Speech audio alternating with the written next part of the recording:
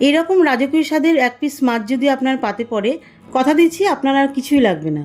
গরম গরম ভাতের সঙ্গে জাস্ট জমে যাবে। আসুন তাহলে দেখে নিই অসাধারণ স্বাদের মাছের রেসিপিটা কিভাবে বানিয়েছি। রেসিপিটার জন্য আমি কাতলা মাছের পেটি নিয়েছি, তবে নিজেদের ইচ্ছে অনুযায়ী আপনারা মাছের গাদা, পেটি, রুই মাছ দিয়েও করতে পারেন।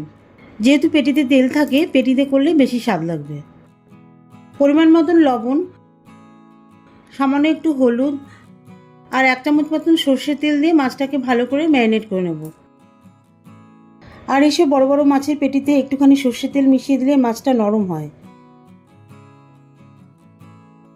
হলুদের পরিমাণটা খুব অল্প দিয়েছি, যাতে মাছের কালারটা খুব বেশি টকটকে লাল বা একদম সাদা না হয়। একটা একটা করে সব মাছের পেটিগুলোকে বেশ ভালোভাবে লবণ হলুদ তেল দিয়ে মাখিয়ে নিতে হবে। বেশ ভালোভাবে মাখানো হয়ে গেলে মাছগুলোকে 10 মিনিট রেখে দেবো। 10 মিনিট পর সর্ষের তেল কড়াইয়ে দিয়ে দিচ্ছি। তেলটা গরম হয়ে গেলে মিডিয়াম হিটে মাছগুলোকে ভেজে নিচ্ছি। প্রথমে দুটো মাছের পেটি দিচ্ছি। পেটিগুলোকে খুব বেশি কড়া ভাজবো না, আবার একদম হালকাও ভাজবো না, মিডিয়াম করে ভেজে তুলে নেব।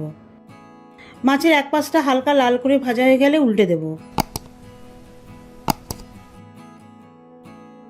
ঠিক অপর পাশটাও হালকা লাল করে ভাজা হলে তুলে নেব।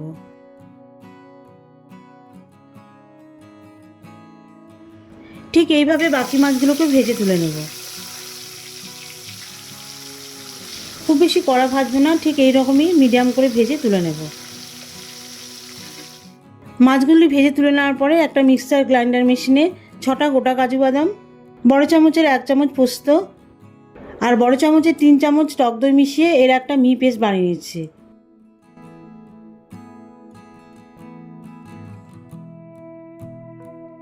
ছাকা তেলে মাছগুলো ভেজে তুলে নেওয়ার পরে অবশিষ্ট যে তেলটা রয়েছে এর মধ্যে ফ্লেভারের জন্য কিছু গোটা মশলা ফোড়ন দেবো।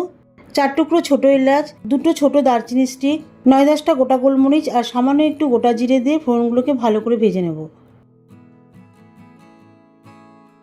এরপর ভাজা ফোড়নের মধ্যে একটা ছোটো সাইজের পেঁয়াজ বাটা দিয়ে দেবো আর বড় চামচের 1 চামচ বেশ ভর্তি করে আদা আর পাকা লঙ্কা বাটা দিয়ে দিচ্ছি।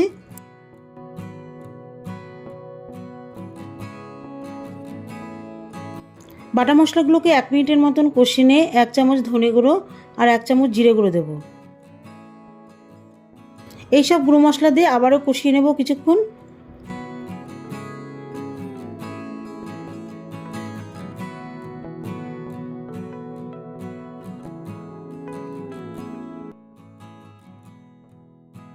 সব মশলা ভালোভাবে কষিয়ে নিয়ে দইয়ের মিশ্রণ দিয়ে দিচ্ছি।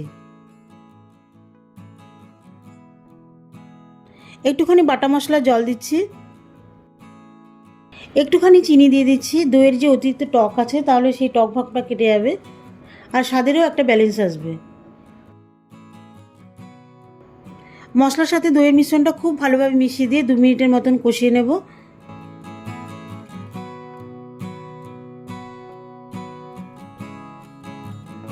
এরপর গ্রেভির জন্য পরিমাণ মতন জল দিয়ে দেবো আর স্বাদ মতন লবণ দিয়ে বেশ ভালোভাবে লবণটা গ্রেভির মধ্যে মিশিয়ে দেবো।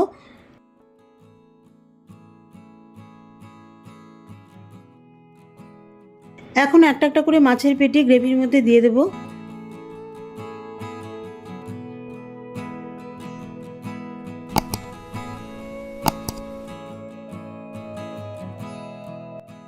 পেটিগুলোকে ঝোলের মধ্যে বেশ ভালোভাবে মিশিয়ে ঢাকা দিয়ে দেবো। হাই ফ্লেমে মাছগুলোকে 5 মিনিটের জন্য ঢাকা দিয়ে দিচ্ছি পুরোপুরি সেদ্ধ হওয়ার জন্য। আর মাছগুলো ভালোভাবে সেদ্ধ হলে ঝোলের মধ্যেও মাছের স্বাদটা চলে আসবে, ঝোলটাও খেতে বেশ ভালো লাগবে। ঢাকনাটা 5 মিনিট পর তুলে নিচ্ছি। দেখুন ঘন ঝোল তৈরি হয়েছে আর দেখুন গ্রেভি থেকে কি সুন্দর তেল ছেড়েছে, দেখতেও কিন্তু খুব সুন্দর লাগছে। এখন মাছের পেটিগুলোকে একটা একটা করে উল্টে দেব। উল্টানোর সময় খুব সাবধানে উল্টাতে হবে যাতে মাছগুলো ভেঙে না যায়।